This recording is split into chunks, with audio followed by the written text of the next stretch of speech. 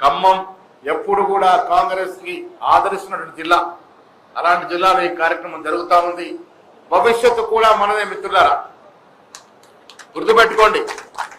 మీ అందరి సహకారంతో మళ్ళీ ఎన్నికల నాటికి మరింత బలోపేతమై 90కి తగ్గకుండా అసెంబ్లీ స్థానాలు గెలుస్తాము.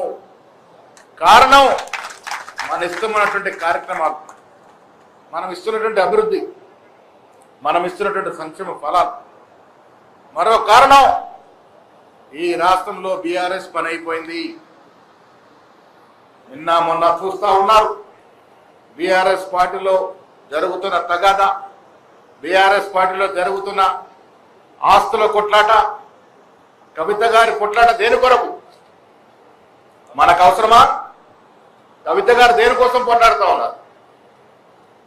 వాళ్ళ అన్న వాళ్ళ నాయన దోచుకున్న వేల కోట్ల రూపాయల్లో సరైన వాటా రాక ఇలా రోడ్డున పడుతున్నటువంటి పరిస్థితి ప్రజలు చూస్తూ ఉన్నారు.